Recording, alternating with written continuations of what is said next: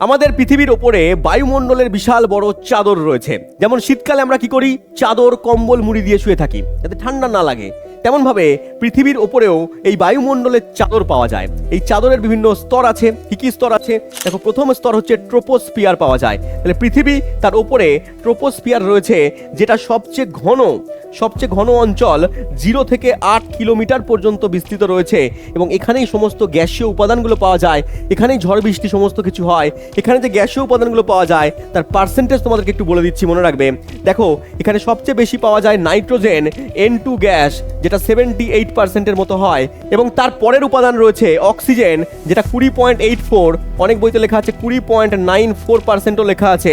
তাহলে দ্বিতীয় উপাদান হচ্ছে অক্সিজেন, প্রায় 1/5 অংশ জুড়ে অবস্থান করছে অক্সিজেন, আর প্রায় 1/5 অংশ জুড়ে অক্সিজেন অবস্থান করছে, এবং বাদবাকি অংশ বিভিন্ন অন্যান্য গ্যাসগুলো রয়েছে, জলীয় বাষ্প রয়েছে, কার্বন ডাই অক্সাইড রয়েছে এবং অন্যান্য উপাদানগুলো পাওয়া যাচ্ছে। মনে রাখবে, কার্বন ডাই অক্সাইডের পরিমাণও পরীক্ষায় দিয়ে দেয়, 0.03% কার্বন ডাই অক্সাইড পাওয়া যাচ্ছে, আর বাদবাকি অন্যান্য উপাদান অল্প পরিমাণে 0.something% পাওয়া যায়। দেখো, এখান থেকে পরীক্ষায় প্রশ্ন দিয়েছে, এসএসসি MTS পরীক্ষা, বায়ুমণ্ডলের যে স্তরটি ঘনত্ব সবচেয়ে বেশি, বায়ুমণ্ডলের কোন স্তরের ঘনত্ব বেশি? না, ট্রোপোস্ফিয়ার, যেটা সবচেয়ে নিচের স্তর, 0 থেকে 8 বা 10 কিলোমিটার পর্যন্ত বিস্তৃত স্তরকে আমরা ট্রোপোস্ফিয়ার বলি। পরের কোশ্চেন দিয়েছে এখানে, বায়ুমণ্ডলের গ্যাসীয় উপাদানগুলোর মধ্যে কোন গ্যাসের পরিমাণ সর্বাধিক? কলকাতা পুলিশে দিয়েছে কোন গ্যাসের পরিমাণ সবচেয়ে বেশি? নাইট্রোজেন, 78%-এর মতো রয়েছে। নেক্সট কোশ্চেন এখানে বলেছে, বায়ুমণ্ডলে কার্বন ডাই অক্সাইডের পরিমাণ কত হয়? 0.03%। কোন অপশানে আছে? অপশন সিতে রয়েছে 0.03%।